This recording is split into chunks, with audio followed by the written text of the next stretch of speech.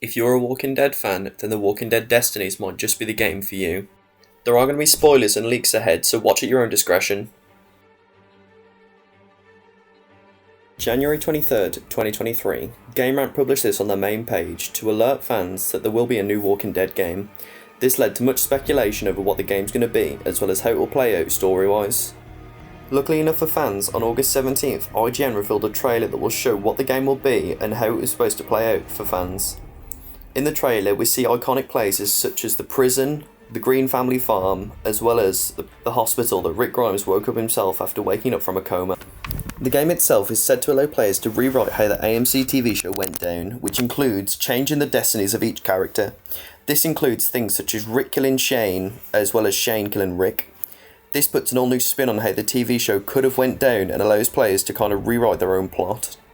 Not just this, but multiple sources have also seemingly confirmed that you can play as up to 12 different playable characters. These include iconic people such as Rick, Shane, Laurie, Carl, the Governor, Michonne, as well as other people such as T-Dog and Carol. The actual roster for these characters I'll show on screen now, as they each have their own game file and little description that goes along with them, including their favourite melee weapon of choice and their favourite range weapon of choice. I think this is a little cool touch that the developers have added in to show players who might not have seen or played The Walking Dead before to get a little glimpse into the character that we'll be playing as. Now, there are a few honourable mentions of character files that I'd like to mention because they do add subtle nods to what could potentially be in the game. For example, here on the Governor's character file, we see the statement, "He is a powerful enemy to be sure, but could he be an even more powerful ally?"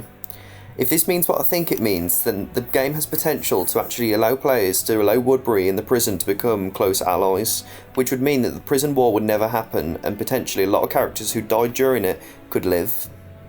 In Michonne's character file, it goes on to talk about her melee skills and ability to call bullshit. It then mentions, "Is Michonne past the key to changing the course of history?"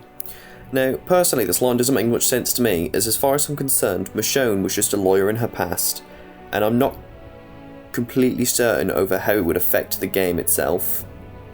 I'm hoping that more insight's brought up about this. Last to talk about is Merle. In his character file it says, "Is there a smart way to harness the chaos he creates, or is the group really better off without him?"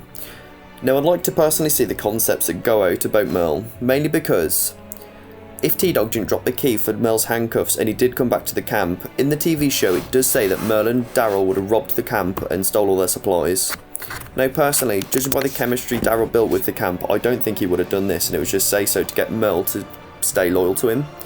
But we never know, and we could potentially see it play it in the game, and I'd like to see that idea run, to be honest.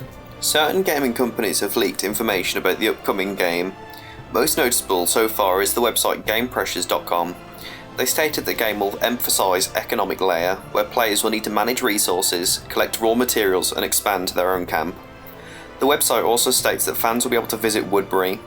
This source is being confirmed by IGN as well, as they've posted it on their website too.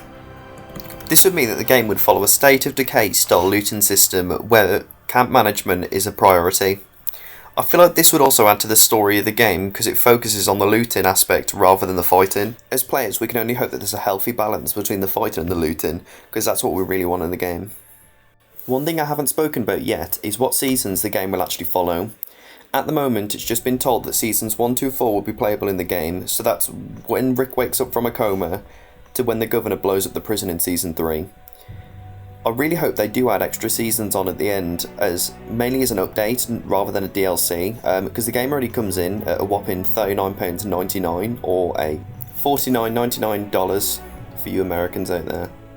The game's actual release date is November 14th, 2023, but judging by the graphics, I think it might be delayed.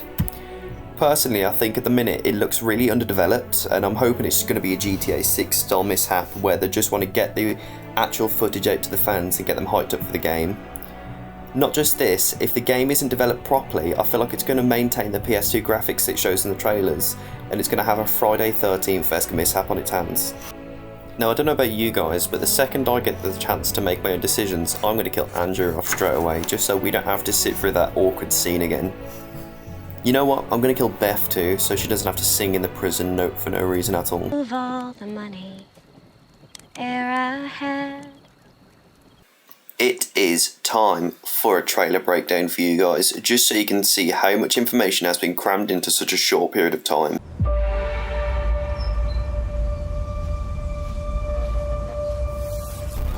Now don't panic.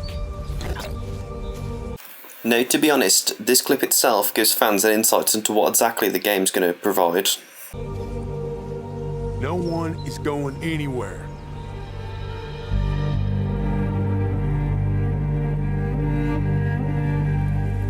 Last thing we need is for everyone to be running off in the dark.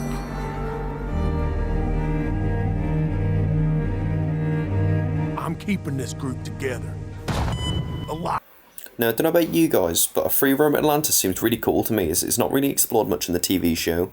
I just thought I'd point it out because it's a main clip that's shown in this scene. And I've been doing that all along. No matter what. I didn't ask for this. I feel like this scene here gives us a little bit of insight into what happens if we do keep Shane alive. Do we think he's going to actually stay with Laurie, or do we think he's going to turn insane? I killed my best friend for you people.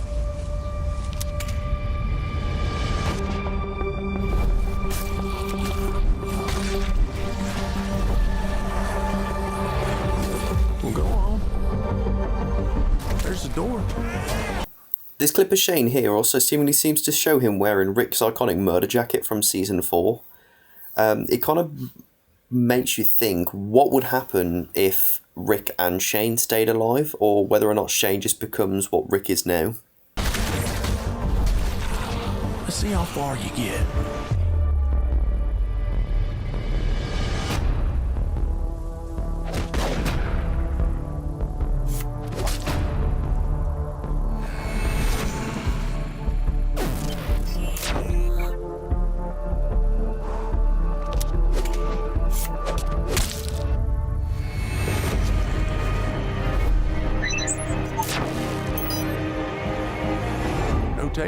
I feel like for the what if style mechanic to actually be implemented into the game, it needs to be done correctly. If not, and it comes off wrong, it's going to ruin a lot of fans' hope and dreams for the Walking Dead game, especially with how I prefer it to play out. Fine, but get one thing straight.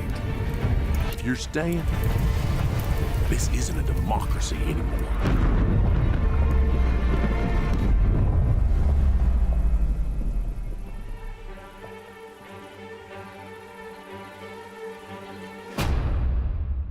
Now, I don't know about you guys, but the idea of a zombified Rick really hypes me up for this game, and I really have such hope for the developers to implement it so correctly, as the hype I have is unreal. I really want it to be actual hype for a game rather than just another No Way Home style hope situation, if that makes sense. And I really hope the developers can put it into the game correctly.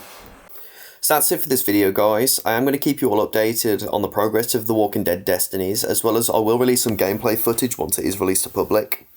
I hope you guys like the video, and I hope you do all like and subscribe and hit the notification bell so you don't miss any more updates on The Walking Dead Destinies. Thank you all for watching, and goodbye.